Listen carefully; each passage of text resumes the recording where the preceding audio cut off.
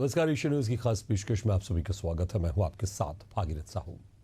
ग्वालियर में आबकारी विभाग और पुलिस की नाक के नीचे महीनों से चल रही अवैध शराब फैक्ट्री का बड़ा खुलासा हुआ है। जानकारी के मुताबिक घाटी गांव इलाके में हाईवे किनारे बने 2 मंजिला फार्म हाउस में नकली देशी और विदेशी शराब बनाई जा रही थी। कलेक्टर रुचिका चौहान के निर्देश पर आबकारी विभाग ने देर रात छापेमारी की, जिसमें लगभग 4 करोड़ रुपए की नकली शराब, मशीनें, केमिकल और 7 लाख नगद बरामद किए गए हैं। कार्रवाई के दौरान एक महिला समेत 5 आरोपी पकड़े गए हैं।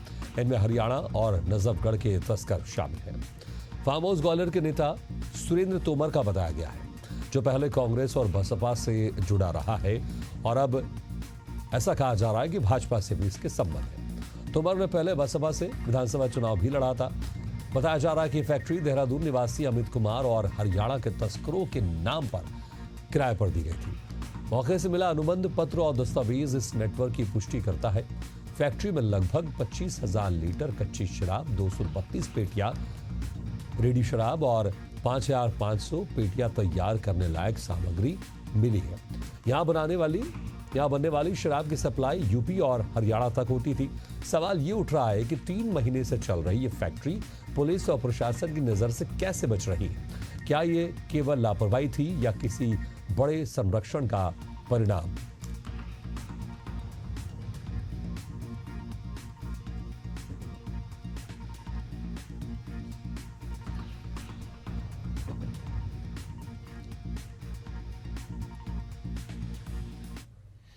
कांग्रेस पार्टी और कांग्रेस के नेताओं का माफिया से पुराना गठजोड़ है और उमंग सिंगार तो अपनी सरकार में स्वयं स्वीकार करते थे कि प्रदेश में माफिया तंत्र चल रहा है और दिग्विजय सिंह जैसे नेता माफियाओं के संरक्षक हैं। ये भारतीय जनता पार्टी सरकार है जिसने दृढ़ इच्छा शक्ति के साथ माफिया को खत्म करने की दिशा में कदम उठाया है और सरकार की कार्रवाई दिखाती है कि हम इस मध्य प्रदेश की धरती पर किसी शराब माफिया को नहीं रहने देंगे। जो संबंधित आरोपी हैं वो कांग्रेस का नेता है और कांग्रेस पार्टी का संरक्षण ऐसे नेताओं पे। भारतीय जनता पार्टी सरकार में लगातार ऐसे माफिया को खत्म करने के लिए कार्रवाइयां जारी रहेंगी। मध्य प्रदेश में भाजपा की सरकार को तकरीबन 20 साल से ज़्यादा हो गए हैं और इन 20 सालों में हर गलत आदमी को संरक्षण मिला है। चाहे भू माफिया हो, शराब माफिया हो, नशा माफिया हो, शिक्षा माफिया हो, हर माफिया को संरक्षण मिला है। और माफियागिरी इतनी बड़ी है, ग्वालियर की शराब फैक्ट्री की बात अकेली नहीं है। इनके भाजपा के नेताओं को, भाजपा के गलत काम करने वालों को इतना संरक्षण मिला हुआ है कि आज ही गुना में एक गरीब किसान की जबरन जमीन पर कब्जा किया और उसकी हत्या भी कर डाली। इलाज के लिए न जाने पाए तो हवाई फायर भी किए और उसकी बेटियां बीच में बचाने आईं तो बेटियों के कपड़े भी फाड़ दिए। तो अराजकता का पूरे प्रदेश में माहौल है।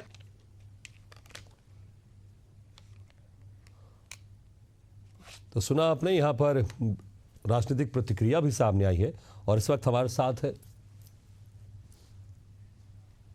सुरेश राजू, कांग्रेस प्रवक्ता जुड़ गए। सुरेश जी, आपका स्वागत है। क्या कहना चाहेंगे आप, क्योंकि जिस तरह से ये फार्म हाउस से सुरेंद्र तोमर का बताया जा रहा है और ऐसा कहा जा रहा है कि ये कांग्रेस के नेता भी रह चुके हैं, भाजपा से उनके साथ जुड़ाव भी रहा है। हालांकि फिलहाल ये भी कहा जा रहा है कि भाजपा से जुड़े हुए, तो सारी पार्टियों से इनका लगाव है। तो क्या कहेंगे आप? देखिए, अब ये तो कहना ठीक नहीं है और फिर भाजपा के नेताओं को कहने का पूरा अधिकार है, कुछ भी कह सकते हैं।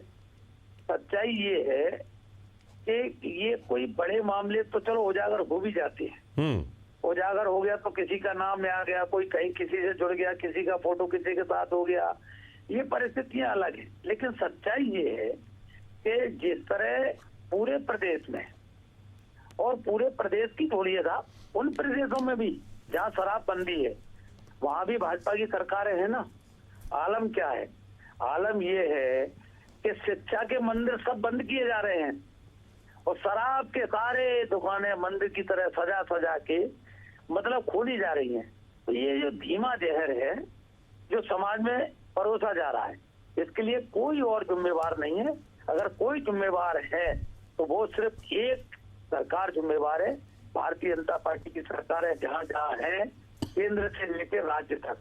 और ये अब अपनी जिम्मेवारी से भाग नहीं सकते कि वो उस समय उनके प्रशासन में था, हम ये कार्रवाई कर रहे हैं। आप पिछले इतिहास उठाकर देखो ना, भाई पिछले समय में अगर एक कलारी कहीं खुल जाती थी एक कलारी के लिए अगर गांव के 50 लोग भी इकट्ठे हो जाते थे तो वो कलारी हट जाती थी।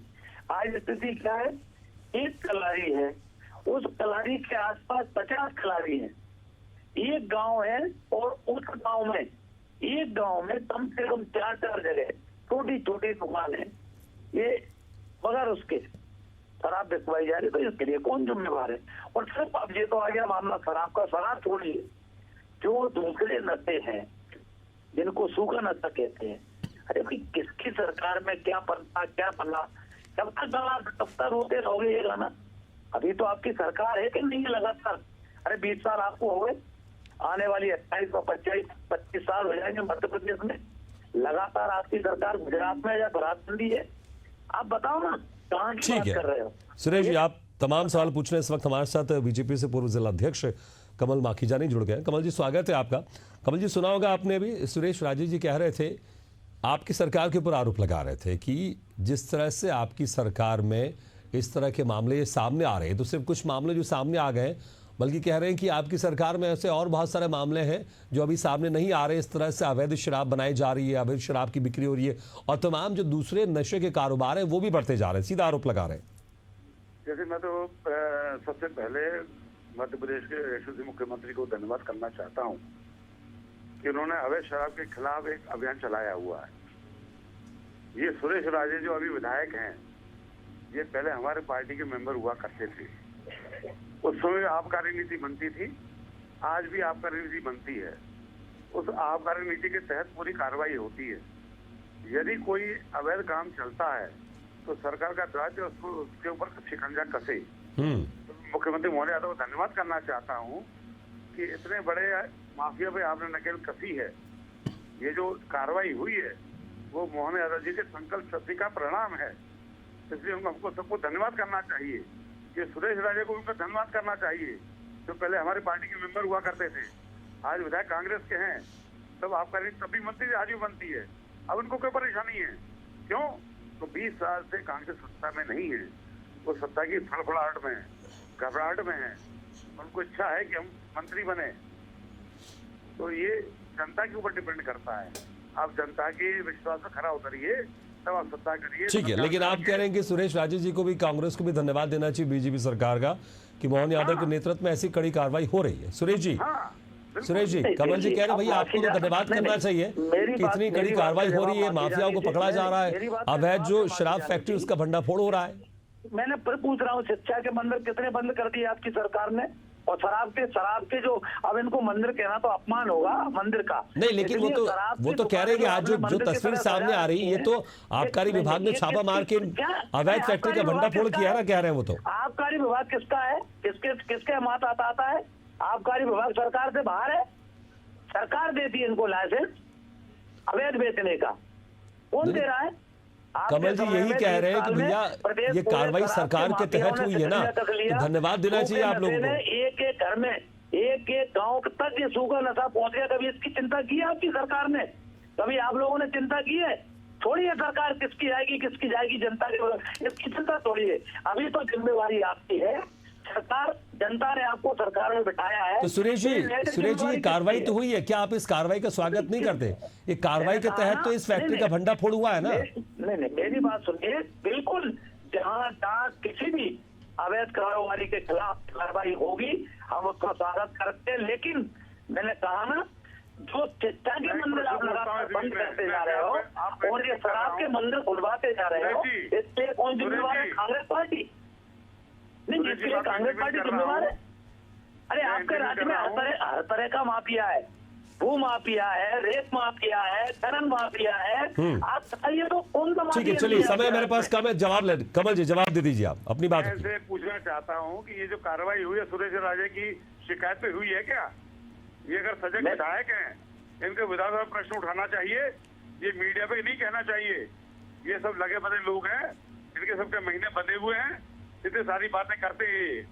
इनको नहीं, इतनी बड़ी बड़ी कार्रवाइयां होती हैं। अभी संजय शुक्ला जी को आपने दबाव बना के इंदौर भाजपा में शामिल करा लिया, पर कार्रवाई रुक गई क्या? संजय पाठक जी को आपने भाजपा में शामिल करा लिया, कार्रवाई रुक गई क्या? ये भी हमारे पे दोष लगाओ चलिए, आप। मुझे लगता है कि ये कांग्रेस ने राजनीतिक किया है। बयानबाजी जरूर होती रहेगी, लेकिन एक वाकई बड़ी कार्रवाई जहां पर अवैध फैक्ट्री का भंडाफोड़ हुआ है। आप दोनों मेहमानों को बहुत बहुत शुक्रिया, कमल माखीजानी जो सुरेश राजी जी, शुक्रिया हमारे खास चर्चा में शामिल होने के लिए। और ज्यादा जानकारी के लिए इस वक्त हमारे साथ जुड़े हमारे संवाददाता सुरेंद्र भदौरिया। सुरेंद्र, देखिए जिस तरह से अभी आप कांग्रेस और बीजेपी के पक्ष भी सुन रहे थे, जहां पर सुरेश राजे और कमल माखीजानी जुड़े हुए थे, दोनों एक दूसरे पे कहीं कहीं आरोप लगा रहे थे, लेकिन देखिए ये सरकार की तरफ से एक बड़ी कार्रवाई है। हालांकि इसका एक दूसरा एंगल भी है कि इतने महीने तक ये अवैध फैक्ट्री किस तरह से चल रही थी। कार्रवाई हुई है, बहुत अच्छी बात है, इसका स्वागत होना चाहिए, लेकिन क्या ये लापरवाही है या फिर मिलीभगत कि इतने लंबे समय तक ये फैक्ट्री यूं ही ऐसी चलती रही? को बताना चाहता हूं कि जो बात सामने निकल के आई कि ये जो फैक्ट्री है पिछले कुछ महीनों से संचालित हो रही है, लेकिन जब भी अपन कोई भी प्लांट लगाते हैं या बड़ा कोई भी ऐसा कारोबार करते हैं तो उसको लगाने में कई महीने जो है बीत जाते हैं। लेकिन ये कह पाना ठीक नहीं है कि कहीं ना कहीं कार्रवाई की, क्योंकि इससे पहले पुलिस हर ढाबे पे, हर फार्म हाउस पे जो हाईवे किनारे बने हुए हैं उनकी सर्चिंग करती है। तो क्या पुलिस ने तब इन चीजों को नहीं सर्च किया, या जो जांच पड़ताल करनी चाहिए थी वो नहीं की? लेकिन आज जो आबकारी विभाग और पुलिस जो अपनी वाहवाही लूट रही है कि एक इतनी बड़ी कार्रवाई की है जिसमें जो है 5 करोड़ से अधिक की जो है शराब पकड़ी गई है। और ये जो शराब है लगातार जो उत्तर प्रदेश के जो जिले हैं, झांसी है, अन्य जिले उनमें सप्लाई की जा रही थी, मध्य प्रदेश के सतना में भी सप्लाई होती थी। तो क्या जो दो थाने वहां लगते थे, घाटी गांव मोना के बीच में जो फार्म हाउस था, तो क्या पुलिस ने तब इस पर कोई कार्रवाई करने की कोशिश नहीं की? या आबकारी विभाग या पुलिस की मिलीभगत से ये पूरा जो प्लांट जो है, इतना बड़ा प्लांट जो चल रहा था जहां 5 करोड़ रुपए से अधिक जो है की शराब जब्त की गई है, बड़ी बड़ी मशीनरी थी और तमाम जो ऐसे उपकरण वहां से जो आबकारी विभाग ने जब्त किए हैं, पकड़े हैं, जो 5 आरोपी भी इसमें पकड़े गए हैं। तो क्या ये बात तो देखो साफ नजर आ रही है कि कहीं ना कहीं जो है आबकारी विभाग और पुलिस ये दोनों की जो साठगांठ थी, और तभी जो है इतने लंबे समय से ये जो है फैक्ट्री अवैध रूप से संचालित की जा रही थी। और जो माल सप्लाई होता था तो इतने चेक पोस्ट, इतने नाके, पुलिस चेकिंग पॉइंट, तब कहीं चेकिंग नहीं हुई और तब इन्हें नहीं पकड़ा गया। जी ठीक है, लेकिन एक दूसरा पहलू ये भी है कि एक बड़ी कार्रवाई हुई है, इस फैक्ट्री का भंडाफोड़ हुआ है। अगर वहां की स्थिति के बारे में जानना चाहे सुरेंद्र आपसे, देखिए एक बड़ी भंडाफोड़ तो हुआ है वहां पर आसपास, क्योंकि हाईवे किनारे ये एक अवैध फैक्ट्री बनी हुई थी। क्या इसी तरह की कुछ फैक्ट्रियां भी वहां पर और हो सकती हैं? आने वाले दिनों में आप देख सकते हैं कि और बड़ी कार्रवाई इस तरह से हो, क्योंकि जब एक खुलासा होता है तो उससे जुड़े हुए जो तमाम परतें वो और खुलती हैं। जी बिल्कुल, देखिए जिस तरीके से अब आबकारी विभाग के जो सहायक आबकारी आयुक्त हैं, जो उनका यही कहना है कि जो जिस तरीके से जो लगातार शिकायत मिली, शिकायत के बाद ये कार्रवाई की गई, तो संभवतः उस वाले जो इलाका है, चूंकि ग्रामीण इलाका है, जो जंगल वाला एरिया है, तो हो सकता है कि अन्य कोई जो है वहाँ फैक्ट्री संचालित हो रही होगी या इस तरीके से अवैध रूप से जो है शराब बेची जा रही होगी, क्योंकि लगातार जो बॉर्डर है वो यूपी से सटा हुआ बॉर्डर है। तो हो सकता है कि शराब की वहां से जो है कहीं ना कहीं उत्तर प्रदेश या अन्य जिलों में सप्लाई की जा रही होगी। तो लगातार अब इसको लेकर जो है आबकारी विभाग की तरफ से एक टीम भी गठित की गई है। ठीक है, समय में बस कम एक लास्ट सवाल उसका जवाब संक्षेप में दीजिएगा। जिसका ये फार्म हाउस है सुरेंद्र तोमर, ये बसपा कांग्रेस के साथ भी जुड़ा हुआ था और बीजेपी के साथ भी इसका जुड़ाव मानते हैं, उसकी भूमिका इसमें क्या कुछ सामने आ रही है? देखिए ये जो पूरा फार्म हाउस है सुरेंद्र तोमर का ही फार्म हाउस है, लेकिन उनका साफ तौर पर ये कहना है कि उनने किसी अन्य जो एक व्यक्ति है उनसे अनुबंध किया था और उन्हें ये जगह जो है किराए पे दी थी। हालांकि उन्हें ये पता नहीं था कि यहाँ क्या संचालित कर रहा था, क्योंकि वो जो है लंबे समय से बीमार हैं और उनका जो है घर से जाना आना भी अभी पूरी तरह बंद है। तो वो कहीं ना कहीं क्या चल रहा था, अनुबंध किया गया था। अब इसको लेकर वो जो भी डॉक्यूमेंट्स हैं वो आबकारी आयुक्त को जो है उपलब्ध कराएंगे, उसके बाद जो है आगे जांच की कार्रवाई की जाएगी। ठीक है सुरेंद्र, बहुत बहुत शुक्रिया इस तमाम जानकारी के लिए।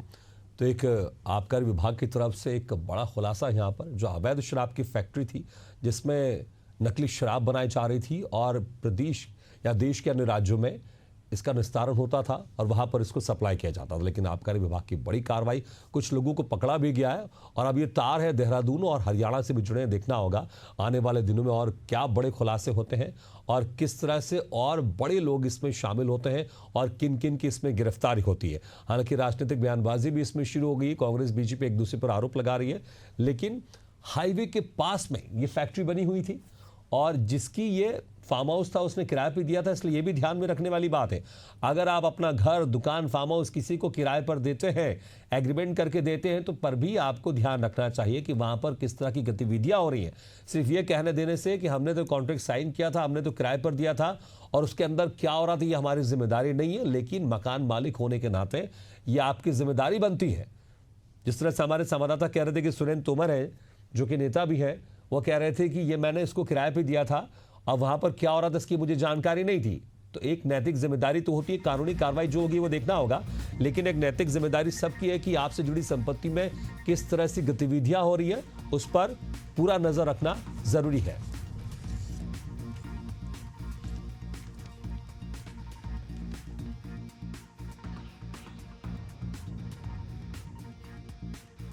और इस वक्त हमारे साथ राकेश कुर्मी, सहायक आयुक्त, जुड़ गए। राकेश जी, स्वागत है आपका। राकेश जी, क्या कुछ कहना चाहेंगे आप, जिस तरह से कार्रवाई हुई है और इसमें क्या कुछ बड़े खुलासे हो सकते हैं? जी नमस्कार। एक्चुअली अभी प्रारंभिक तौर पे तो हमें यही मालूम हुआ है कि यहाँ पे ये लगभग पिछले 2 महीने से ये सब एक्टिविटी हो रही थी और लगभग पिछले 15-20 दिन से ये सूचना हमारे पास थी कि इस एरिया में हो रहा है और 4-5 दिन से ये जो बिल्डिंग है हमारी नजर में थी। लास्ट 4-5 डेज से हम लोग इस पर नजर रखे हुए थे इस बिल्डिंग पे कि इसमें कुछ संदिग्ध, एक्चुअली इसमें ऐसा था कि कुछ ना तो कोई बाहर आ रहा था ना ही कोई अंदर जा रहा था। तो एक सेफ टाइप का, एक प्रमाइस टाइप का बनाया हुआ था, तो इसलिए इस पे हमारी नजर गई इस बिल्डिंग पे और हम लोगों ने रेकी करके फाइनली जब हमें श्योर हो गए कि इस पे कुछ है तो हम लोगों ने कल कार्रवाई की। यहाँ पर जो नकली शराब बनती थी वो किन किन राज्यों में सप्लाई होती थी, क्या इस बारे में कोई जानकारी सामने आई है? हाँ, एक्चुअली जो शराब बनती थी वो बेसिकली इन्होंने जो हमें पैक्ड बॉटल मिले हैं उसमें एक तो रॉयल चैलेंज करके एक बहुत पॉपुलर ब्रांड है रॉयल चैलेंज, वो यूपी फॉस्फेल एंड उत्तर प्रदेश ओनली, तो वो उसकी जो सप्लाई है वो ज्यादातर यूपी में ही हुई है झांसी। और एक पावर करके एक ब्रांड है, वो हमारा मध्य प्रदेश का लोकल ब्रांड है, सौंदर्य उसको बनाती है, तो वो उनका ब्रांड है। तो जहाँ पे ये जो पावर ब्रांड बिकता है, जैसे कि सागर जिला है या मुरैना जिला है, यहाँ पर ये लोग भेजते थे उसको बना के। जी, जिनके नाम पर ये फार्म हाउस था उनका ये कहना है कि मैंने तो एग्रीमेंट किया था, मैंने किराए पे दिया था। सुरेंद्र तोमर उनका नाम है, वो कह रहे हैं कि अंदर क्या हो रहा था मुझे इसकी जानकारी नहीं थी। और जिन्होंने एग्रीमेंट किया था, जो इस अवैध शराब फैक्ट्री को चला रहे थे, उनसे किस तरह से पूछताछ हो सकती है? और जो जिनके नाम पर ये एग्रीमेंट था, क्या उनकी भी गिरफ्तारी हो सकी है? क्योंकि जो देहरादून के बताया जा रहे हैं कुछ इसमें कॉन्टैक्ट ऐसे हैं जो शराब तस्कर से जुड़े, हरियाणा से जुड़े भी है, इसमें और क्या क्या इसमें कुछ खुलासे हो सकते हैं और किस तरह से इसमें गिरफ्तारी हो सकती है? देखिए, प्रिलिमिनरी हमने लैंड ऑनर की, प्रॉपर्टी ऑनर की जानकारी मांगी है संबंधित रेवेन्यू ऑफिसर से। लैंड ऑनर की हमारे पास इंफॉर्मेशन आते ही हम आगे बढ़ेंगे इसमें, और उसके बाद फिर अगर उनके पास कोई ऐसा एविडेंस है कि जिसमें उन्होंने ऐसा कुछ उन्होंने किया है तो उसको भी देखा जाएगा। लेकिन प्रिलिमिनरी कोई भी एक्चुअली अपनी प्रॉपर्टी पे इस जिम्मेदारी से बच नहीं सकता वो कि हमने उसको किसी को रेंट पे दे दिया तो हमारा इससे कोई मतलब नहीं है। एक्चुअली उसपे इलीगल एक्टिविटी होने से रोकना भी किसी की भी जिम्मेदारी होती है, बिल्कुल। जो ऑनर होते और हैं। जिनको गिरफ्तार किया गया वो लोग कौन है? काम करने वाले मजदूर या फिर इनमें से कोई ओनर भी था? जो भी इस अवैध गतिविधि में सरगना होंगे या जो चला रहे होंगे वो उनके द्वारा डिप्लॉय किए हुए लोग हैं। अभी पूछताछ में केवल इतना ही सामने आया है कि उन लोगों को पट्टी बांध करके यहाँ पे ग्वालियर लाया गया था और यहाँ पे उनको काम कराया जा रहा था। जी, ये हाईवे से जस्ट लगा हुआ ये फार्म हाउस था जहां पर ये कार्रवाई हो रही थी, तो क्या एक ऑपरेशन के तहत जो हाईवे किनारे जहां पर भी संदिग्ध है, आने वाले दिनों में और बड़ी कार्रवाई आप लोग की तरफ से देखने को मिलेगी? हाँ बिल्कुल श्योर, हमने कुछ और भी इनपुट जुटाए हैं, एक आध कोई और हमें ऐसे कुछ मिल रहे हैं इस तरह की चीजें। बहुत जल्दी मैं इसमें कुछ बड़ा होगा, मुझे ऐसे उम्मीद है कि इसमें बहुत जल्दी कुछ और हो सकता है। हाँ, लेकिन एक सवाल ये भी उठ रहा है कि कुछ महीनों से ये फैक्ट्री चल रही थी, तो इतना लंबा समय क्यों लग गया, या फिर कितना समय लगता ही है जब तक आपके पास जानकारी आती है और जानकारी लगने के बाद कार्रवाई होती? क्योंकि कुछ ऐसे राजनीतिक बात भी ऐसी कही जा रही विपक्ष की तरफ से कि बहुत लंबे समय तक ये कार्रवाई नहीं हुई और कहीं ना कहीं मिलीभगत की भी बात सामने आ रही है। नहीं सर, एक्चुअली इसमें पॉलिटिकल जैसा कुछ भी नहीं है। एक्चुअली लास्ट 20 डेज बिफोर हमें एक्चुअली कुछ इनपुट मिला था, सागर से हमारे पास कुछ इनपुट आया था कि आपके ग्वालियर से कुछ शराब वहाँ सप्लाई हो रही। कुछ मुरैना से भी मुझे इनपुट मिले थे कि मुरैना अभी जो है पावर करके शराब जो है ग्वालियर से बन के जा रही है। तो 20 दिन पहले ही मुझे इनपुट मिला था, उसके बाद ही हम लोग अलर्ट हुए थे। इसके बाद हम लोगों ने एक्चुअली एक ढाबे पे हमने एक ओपी पकड़ी हुई थी। ओपी कुछ एक ढाबे पे कुछ 10-20 लीटर कुछ ओपी हमें मिली थी। तो उससे हमने जब पूछताछ की तो हमें पता चला कि वो इसी किसी एरिया में HR नंबर की गाड़ियों से ये ओपी की कैन सप्लाई होती है। तो हमें इस तरीके से हमें पुख्ता हुआ कि इसी एरिया में कुछ बड़ा हो रहा है, हमारे एरिया में कुछ ऐसा गलत हो रहा है जो कि नहीं होना चाहिए करके। तो उन इन्फॉर्मेशन के बिना पे हमने फिर अपने सोर्सेस डेवलप करे और हमने लास्ट 3-4 डेज में हमने इस बिल्डिंग को आइडेंटिफाई किया और फिर हमने कार्रवाई की। इस फैक्ट्री में सिर्फ क्या अवैध शराब ही बनाई जा रही थी या फिर कुछ और नशे के जो पदार्थ होते हैं जो भी नशा करने में इस्तेमाल किया जाता है उसका भी यहाँ पर कार्य हो रहा था, उसको भी यहाँ पर बनाया जा रहा था?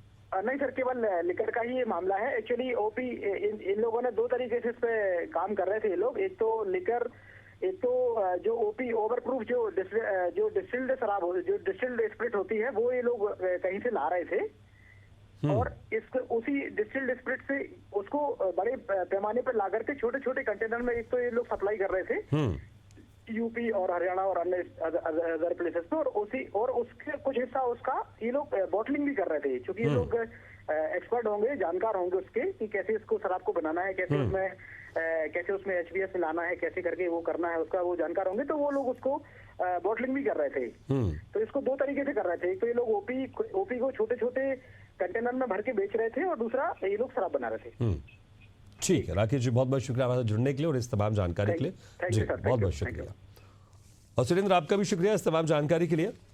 तो जिस तरह से आबकारी विभाग की तरफ से बड़ी कार्रवाई की गई है, ग्वालियर में अवैध शराब फैक्ट्री का भंडाफोड़ हुआ है, कुछ लोगों को गिरफ्तार भी किया गया, लेकिन जो मुख्य सरगना अभी भी वो गिरफ्त से दूर है। देखना होगा कब तक उनकी गिरफ्तारी होती है और इस मामले में जो मास्टरमाइंड है कब तक वो पुलिस के शिकंजे में आता है।